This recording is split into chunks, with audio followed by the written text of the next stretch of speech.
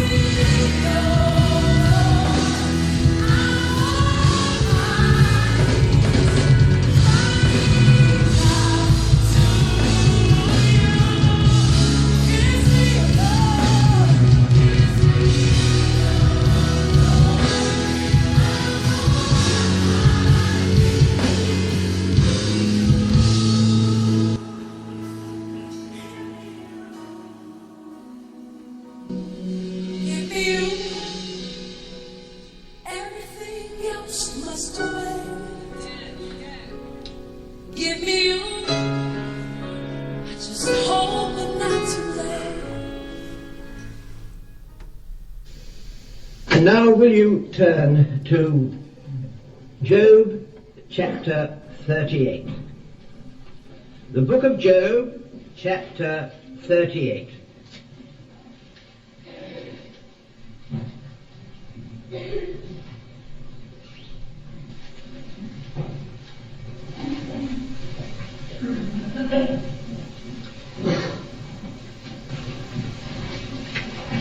I want to remind you of our outline which we put on the board at the first time. Excuse me, I'm going to shut the door. I have a funny thing. You'll hear all that out there, won't you? They get good reproduction, the few that are out there through the loudspeakers. We're all right then. I want to remind you of our outline which we began with on the first study. We saw that the book begins with a prologue which is prose and history, and it ends with an epilogue which is in prose and is just straight narrative.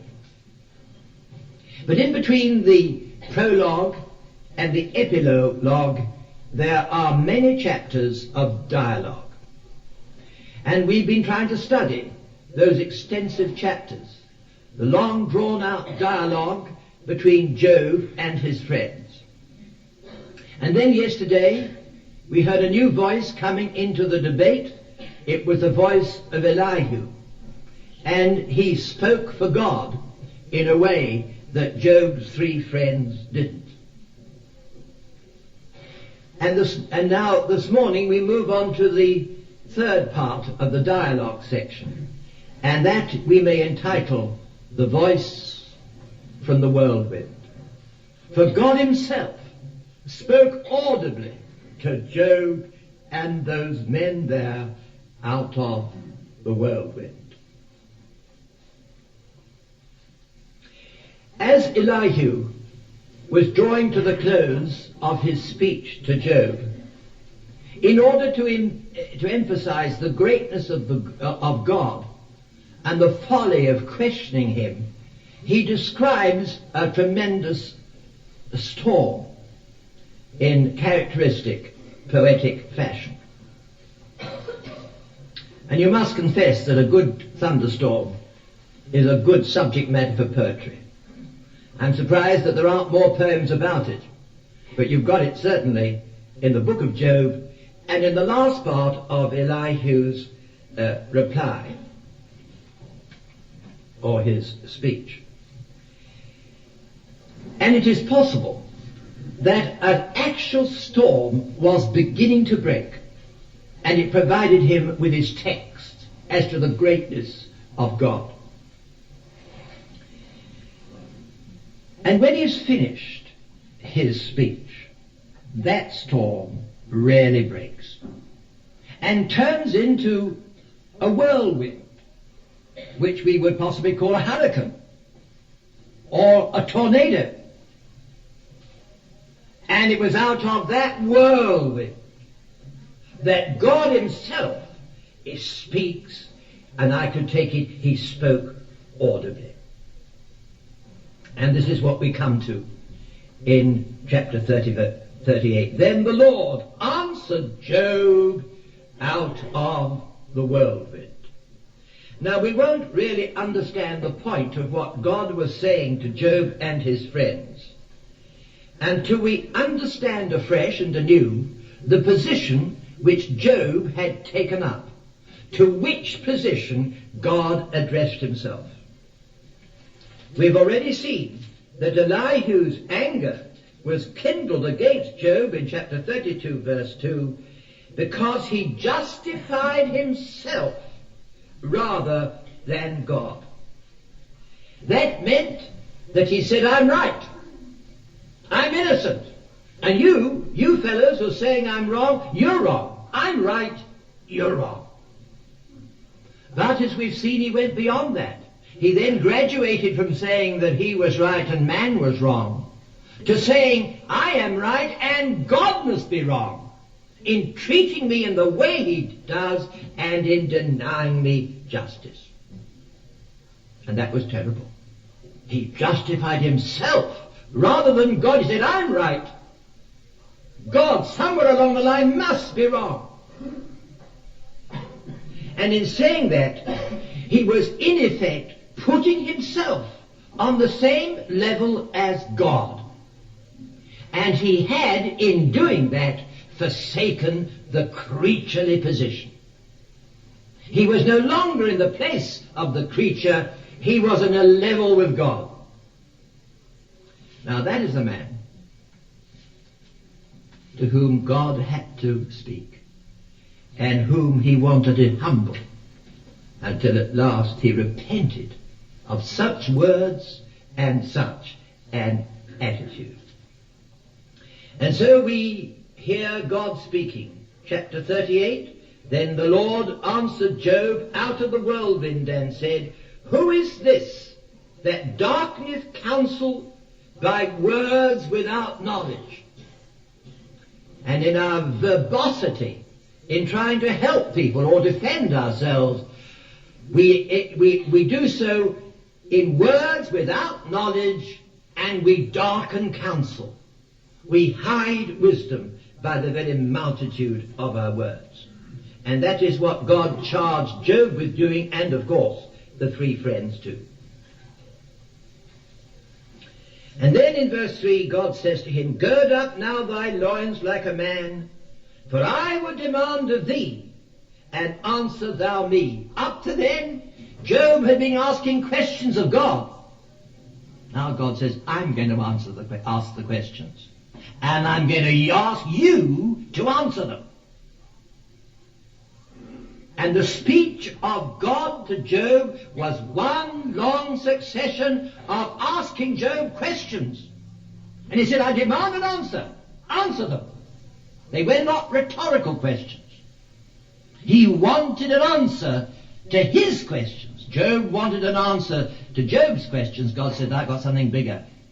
I want an answer to my questions to you.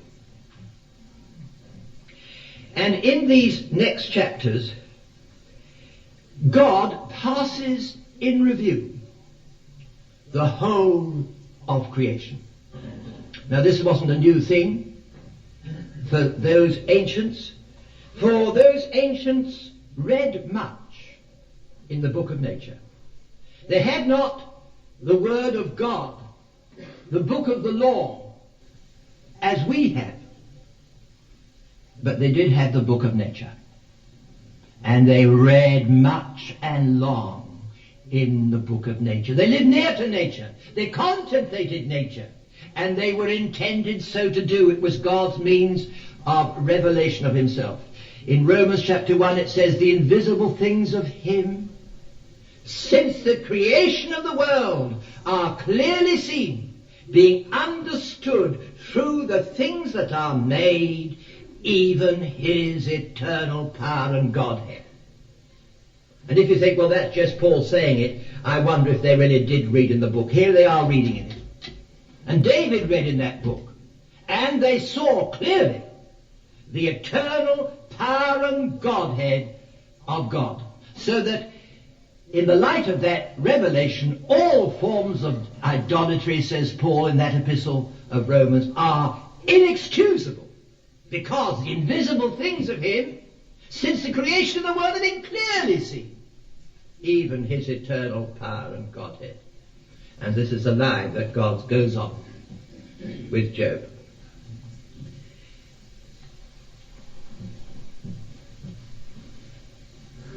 We will read at least a bit. He's asked for an answer. In the version that I'm reading, it's really a little bit of a combination of them all. A bit here is best translated from there. I'm not going to tell you where I get them from, but they're part of the various versions which are current among us. You need, really, consulting this one and that one to clear up little obscurities. Where wast thou when I laid the foundation of the earth? Declare thou if thou hast understanding. Who hath determined the measurements thereof, if thou knowest? Or who hath stretched out the measuring line upon it?